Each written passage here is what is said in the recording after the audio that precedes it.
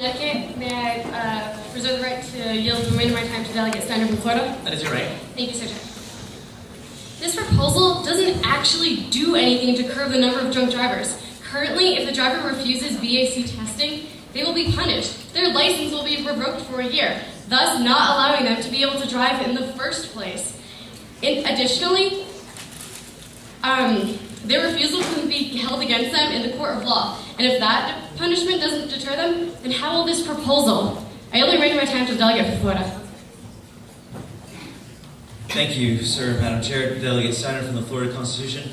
Ladies and gentlemen, in my state, if you are caught driving and you refuse a breathalyzer test, you are arrested on the spot.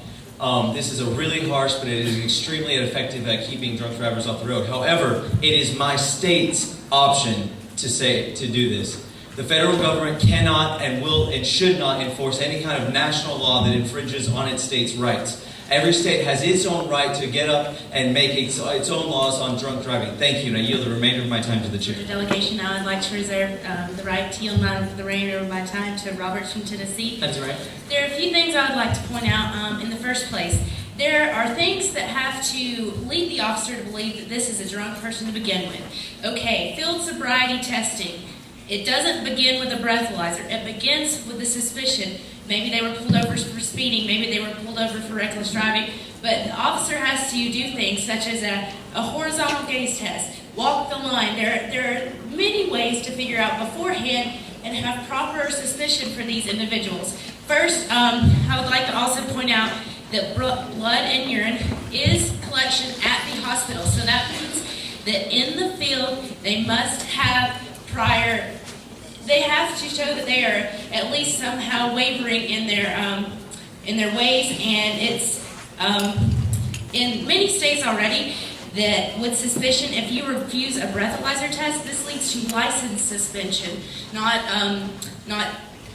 detainment and not imprisonment, but just a simple license suspension. And I believe that this proposal would lead to further prosecuting those who are driving drunk, and I yield the remainder of my time to the delegate. Matthew Roberts, Tennessee. I would like to stress that this proposal is constitutional because from the court case Terry versus Ohio, the Supreme Court ruled that they can search you and your possessions without a warrant if there is probable cause. And if the police see that you are driving drunk and swerving around, they probably do have probable cause to search you. I am all for safer roads, and I believe that we should pass this proposal. With that, I yield my time. Stephen Bruton from the Republic of Texas. I'd like to reserve my right to yield the remaining time to Delegate Jacobson from Texas. That is your right. Thank you. I'm deeply concerned as to the illegitimate and unconstitutional balance this proposal contains. Or should I say the lack thereof, due to the boundless floodgates of police harassment and government discretion, the passage of this proposal may, scratch that, will hold. The long-past Supreme Court case of Kent versus Schools verifies that the right to travel on public roads is just that, a right, not a privilege. And I feel the very discussion of passing such an infringement in such a nation, this nation, where we pride ourselves on our rights and our liberties, is alarming in and of itself. What this means is that in no way is it okay for our nation to offer its citizens a license to use their own rights only if they choose to forfeit their Fourth and Fifth Amendment rights. Schmerber versus California explicitly stated that the puncturing of skin for the extraction of blood to be analyzed for the percent of alcohol by blood is clear and definite evidence of criminal guilt. Better without a judicial warrant is an utter violation of both your Fourth and Fifth Amendment rights as American citizens, which are conveniently the congressional rights this proposal is seeking to void through the ultimatums. The same regard for the circumstantial taking of breath without consent. Over 240 years ago, Thomas Jefferson and James Madison predicted with great foresight that rights are not lost all at once, but rather nibbled away by pieces and parts through the loss of vigilance by the American people. Ladies and gentlemen, please do not lose that vigilance. I yield my remaining time to Jacobson, Texas. Jacobson, Republic of Texas. I applaud the intent of this proposal. However, I cannot agree with it because it is in violation of the 10th Amendment.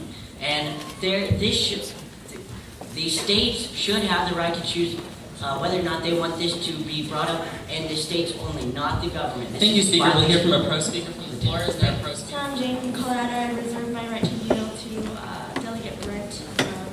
the Model UN? That is right. Thank you.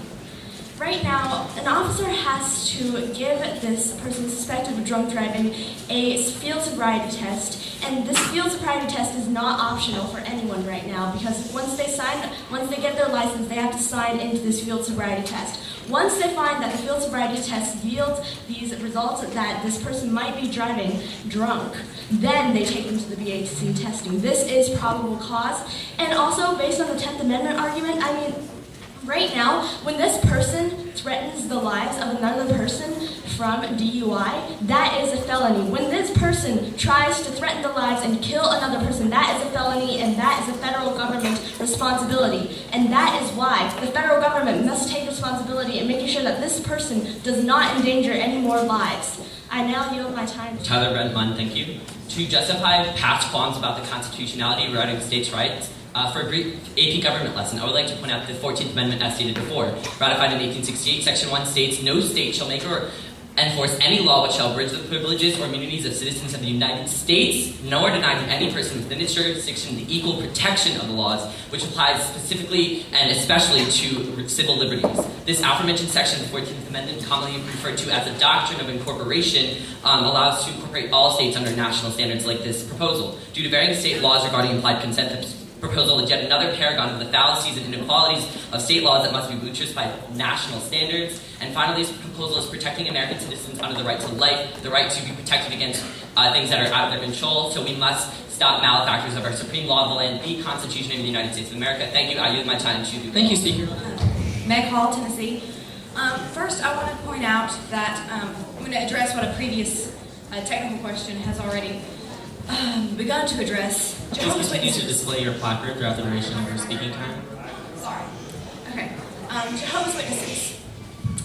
For Jehovah's Witnesses, it is against their religion to give their blood samples. Not only to give their blood samples, like receive transfusions, anything like that. And for the really orthodox ones, this includes any kind of bodily fluid sample. That includes urine. Then, like in my county, not every police car is equipped with a breathalyzer. This would mean that the only options were urine and blood sample. Therefore, for the Jehovah's Witnesses in my county, there would be no option. I think it has a good intent, but I don't think that this is addressed in the correct manner. I yield the remainder of my time to the chair. Feeney Munn. I reserve my right to make a motion. That is right. All right, thank you. So, with someone refusing a breathalyzer test or any type of test for this, it is an obstruction of justice. It is not fair that they're obstructing the justice system, and it should be stopped. In a court case, if you do not answer questions, if you uphold the facts, this is something that's unlawful and is punishable by law. It saves lives, and it needs to be overcame. Drunk drivers kill more than terrorists, which is another reason I need to be stopped. And Jehovah's Witnesses cannot drink alcohol. So if they actually were being tested truthfully, then they already were breaking the laws of their religion, and this one step further is not too much worse. And to the inaccuracies of these tests, they're testing to see they're not testing to see if it's in the blood. They're testing to see how much is in the blood, if it's in the legal limit. Which means that, yes, there might be an inaccuracy, but most states, I believe it's 0.08%, which the inaccuracy, chances are, would not be that large of a difference, and it would not come up as over the legal limit.